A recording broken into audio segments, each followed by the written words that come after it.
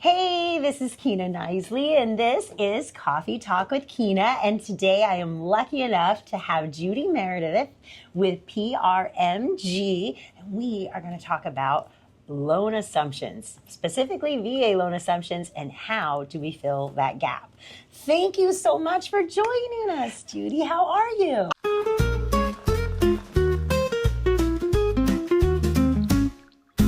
Morning sun is shining, it's a brand new day. I am really great. Thank you so much for having me, Kina. I am so honored that you're having me today. I'm so excited to get to talk to you. So, first of all, how would you explain a VA assumption to someone?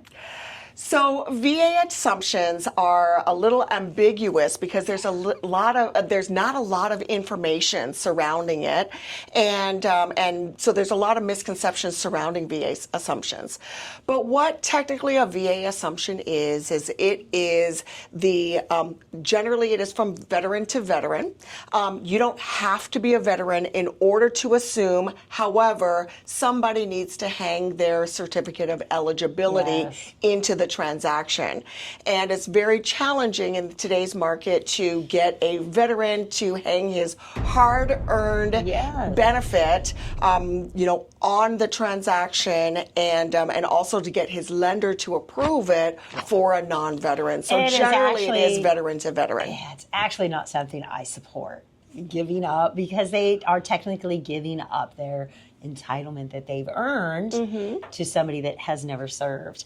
And it could be, yes, theoretically, most people only stay in a home up to 7 years, but that's 7 years they can't use their entitlement. And unfortunately, Hawaii, we tend to use it all, right? We're the highest ceiling in the nation, and they really can't, they don't have anything left anywhere else to use.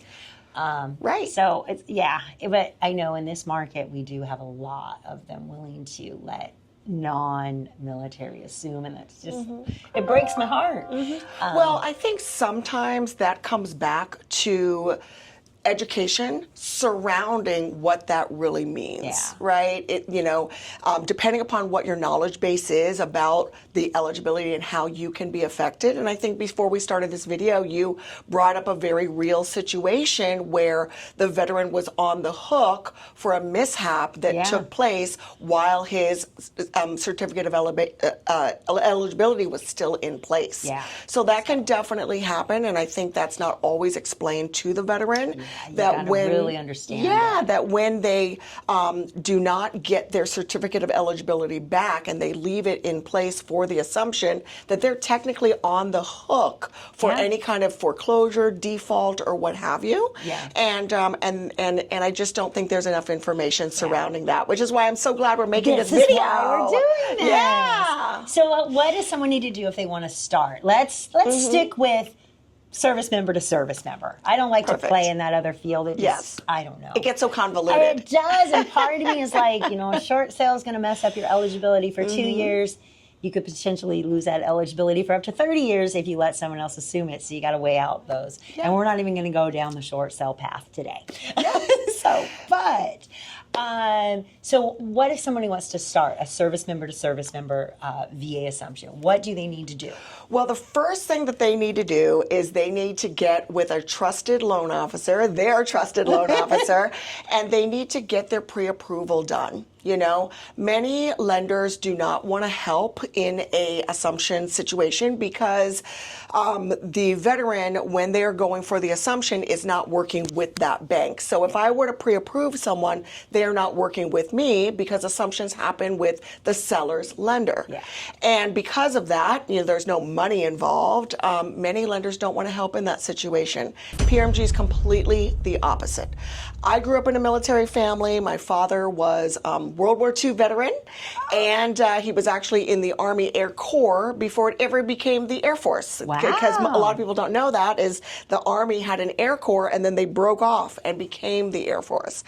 And I grew up in a military family. We grew up overseas. I went to elementary school in Korea, high school in Japan. He retired here in Hawaii, and and that's kind of how we ended up here. And but growing up in that military family, and even for PRMG, one of our owners, his son is a Navy SEAL. So, and we employ a lot of veterans here, and we love our veterans. So because of that, we are always willing to go that extra mile, whether or not it ends up in a transaction for us. Yeah. So the first thing that they want to do, if they're even thinking about doing an assumption, is get pre-approved. And the you have to make process sure you're is gonna still the qualify. same. Yeah, you've got to make sure that you qualify. And what a lot of folks don't know is during the assumption process, you're not working with the lender that you got pre-approved with, you're working with the seller's lender.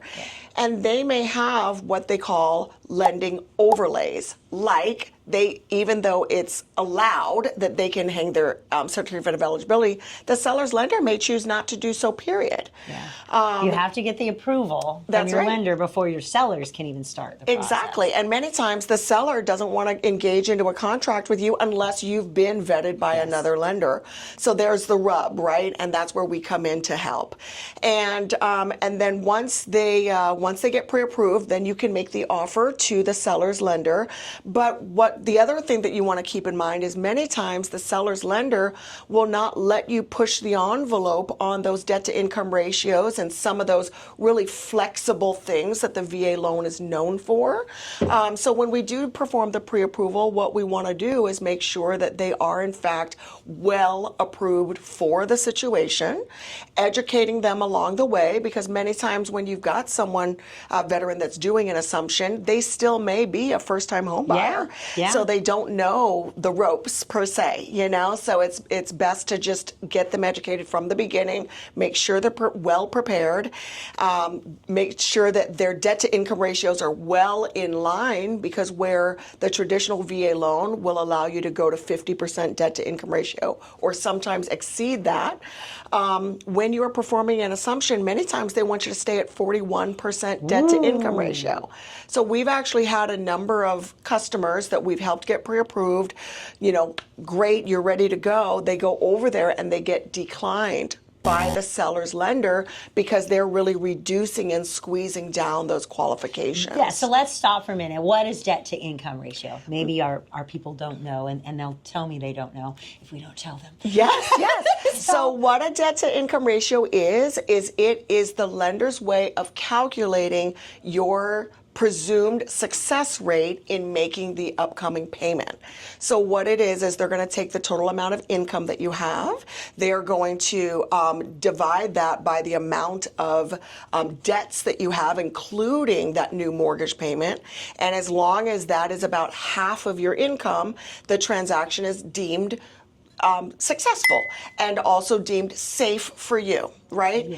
And many times people will say, well, I make $10,000 a month, Judy. Why can I not get a payment at $10,000 a month? And then I remind them that they may have a wife. They may have some children. They've got to pay taxes. They've got to put food on the table. They bought a new car. You've got to put some gas in that car. That's right. So with all those different expenses, you've got to make sure that they're able to feed themselves and put gas in the car and all of that stuff. And that's what debt to income ratio does, is it gives the lender a picture of how much expenses you have going out each month compared to your income, to make sure that you can afford all the things that you want, because nobody wants to buy a big old house you don't want and to just be eat house rich, money ramen poor. every day. And I'll tell you, you say that, but we had 2 house payments in Hawaii for a year. And a lot of top ramen. That's right. That's right. While we were fixing one and getting ready to sell the other, it was not fun. What are we see? I know I have done several assumptions. Some we just closed one with 0 gap. There was no funds to bring to the table. And then I've done one that had $430,000 in gap. So I know a lot of soldiers are not walking around. The $400,000, they had just sold a house in Virginia. That's where it came from. So I know, but a lot of soldiers are not walking around with hundreds of thousands of dollars for gaps. And unfortunately, in Hawaii, we do see a pretty large gap, unless you can find one that's a zero gap. And on a side note, my daughter just closed one in Colorado Springs, $20,000 gap. Excellent. So very easy to digest. Yes. So what are we doing for those soldiers that aren't walking around with a pocket full of money? So first off, for the audience, what a gap is when it comes to assumptions for VA loans is that, let's say that the seller had purchased the home at $1 million, so they've got $1 million loan, and then they're now selling the home for $1.5 million. So We appreciate in Hawaii. that's right. So because of that, when the buying veteran comes in to assume that loan at $1 million, there's this thing called that gap between what they're going to assume in the $1 million loan and the sales price, which is the 1.5. And because of that, there's a $500,000 gap.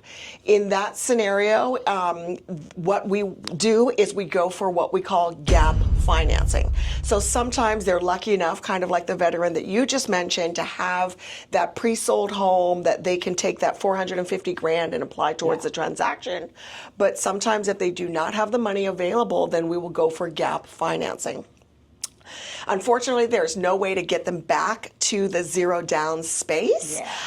They've got to have at least 10% down. So in that situation, the buying veteran would assume that loan for $1 million.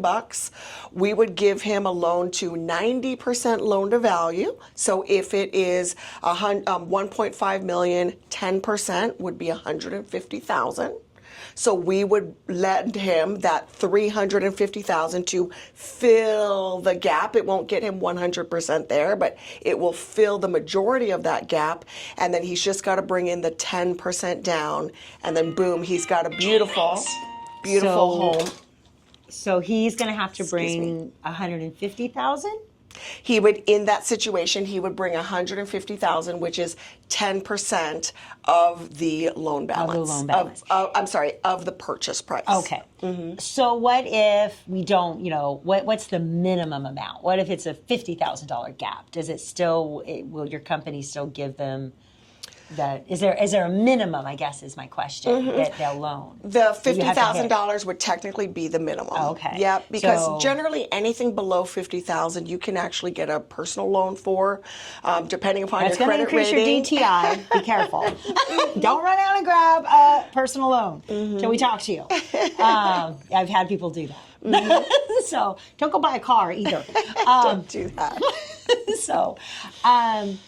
So you'll do, it has to be at least a $50,000 gap, and then they can step in and you'll at least. So if you're buying $1 million, but they're selling for $1,050,000, they're still going to have to bring the 10% of the $1,050,000. Yes. So yes, that's still not horrible. It's going to get you in there. And then how does that work? Is it a 30-year loan? The gap funds, is that a 30-year loan, or is that do they have to pay it off in a certain amount of time? So it would come in the form of a second mortgage. So the assumption loan would be their first mortgage. We'll pop that second mortgage on top. So that would be their second lien. That would fill the gap to the 90% marker. So they're bringing in the 10%, and it would be a 30-year fixed rate. Wow. And then that way we can keep the payments lower and more manageable. Yeah. And depending upon what happens with the interest rates later on, there's no prepayment penalty. So if they happen to be getting bonuses, or they've got a significant other or spouse that is also working and they want to chunk down that second mortgage, so eventually they're just left with that first lien, that beautiful 3% first lien, why they want to assume, then they can definitely do that. And because they're separated like that, that gives them the opportunity to chunk it down if they'd like to. So it's a total, so they'd have their original mortgage payment and then the second lien payment. So Correct. 2 payments. Yep.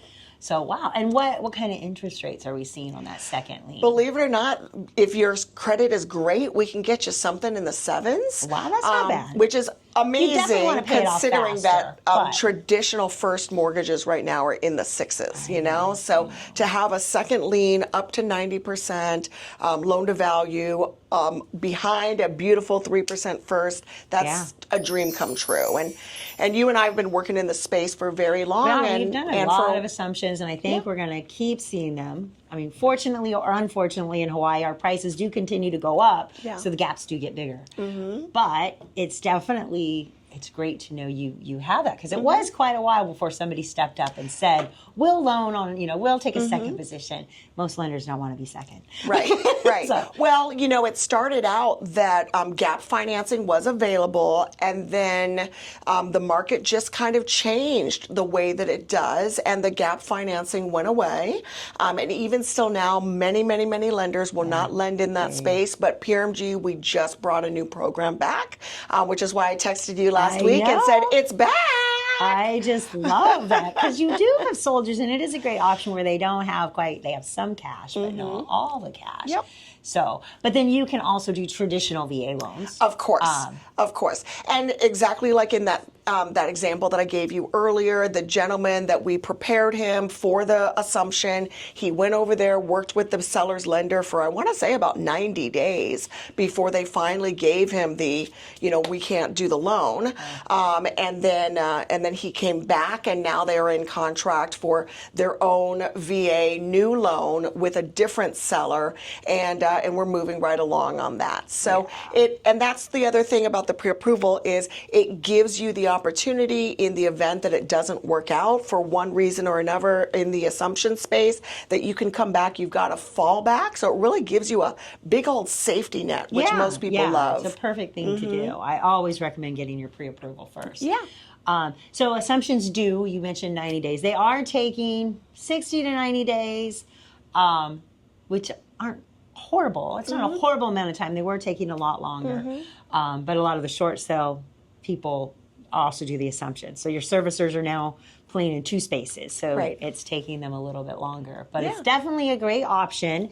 And right now I am just a big proponent of service member to service member. The other option just and one of the things that the pre-approval does for them too, and you just brought it up, is when you're working with a seller's agent, you're not getting a lot of communication, you're definitely not getting any education or hand-holding, and you just don't have anyone to really use as a financial soundboard when it comes to making some of the decisions or cross-referencing the information that you're being given. And by aligning yourself in the pre-approval space with a lender, what you're doing is creating an opportunity to get questions answered where you may be confused by the information you're receiving, cross-referencing the information, and make sure that you've got clear understanding of that information, because just because someone told you the way it is doesn't mean you're going to get it or understand it the first time around. And the information is always free. It is never a commitment. You can call either of us, and we give out free information all day. That's right. And it's not a commit, you're not committed to buy a home, and you're not committed to use either one of us if you just have a question. So, but thank you so much. Is there anything else you think they should know about VA assumptions? Well, VA assumptions are amazing. Definitely, if you're in position, to take on an assumption, it is a great way to pick up a really low interest rate. I mean, we've helped folks that were able to pick up something even like 2.25% as an interest rate on $1 million home. Boy, that's the difference of a $3,000 payment versus a $10,000 payment sometimes, So and it's a big it's good difference. for sellers also, especially, we kind of got a little funky market going on right now, and VA assumptions, I did one, we set on market for a couple months until we opened up the VA assumption, and then we got an offer like that. Yeah. So it is a great option. So sellers, don't be afraid that it may take you maybe, 60 to 90 days. A lot of them are needing early occupancy, so we'll kind of help you cover that mortgage payment. Which we're very careful with early occupancies, to be clear. But and especially if they've got to PCS out. Yes. Yeah, and your BAH here may be $3,900 a month, and you go to Arkansas and it's $800 a month. You're not covering that payment anymore. That's right. So sellers, it's a pretty safe thing to do, and it kind of does make your home a little more valuable. They tend to pay a little more if they're getting it at 2.25 versus 7. Absolutely, and in order to be successful in the assumption space, you just need a great team put together, a great real estate agent, a great lender to back you up, and then you had mentioned, regular VA loans. So we of course provide all kinds of financing here at PRMG. We really lean into VA because we just love our veterans. But we also offer, for those that are not going for the VA assumption, we also offer our Hometown Heroes program. So for those that are going for the zero down payment and they don't have money for their closing costs, PRMG will actually credit back 2% of the purchase price, or actually of the loan amount, to assist them with that loan. So up to $20,000 we will lend And that in will the cover arena of most closing of your costs. closing costs, probably up to what, 700,000? Up to about up to about 10,000, up to about $1 million. Really? So so that's a great opportunity if you don't absolutely. Because there is nothing better than having a VA buyer get a check when they close. I just closed one last week. He got $72 back. Yeah. So, woo, you can go to dinner at the shack. Exactly. And we've actually been successful where they're getting the appraisal money back, which is $900. They're also getting any earnest money back. So if they put in $1,000 for earnest money and another $1,000 after the J1 home inspection, that's $2,000 plus their appraisal that they can actually get back if they put that in from their own pocket. So we have just been able to put together some amazing scenarios, definitely making dreams come true around here. So I know it's great. our price points are scary, especially for VA buyers, but I always have to remind them, yes, it's $1 million. You're not paying it all at once. It's over 30 years, and really, what are you going to pay it? 3 to 5 years? So nobody's going to reach in your wallet and take $1 million out today. And let's be real, it's not your forever home. Unless you're going to stay here forever.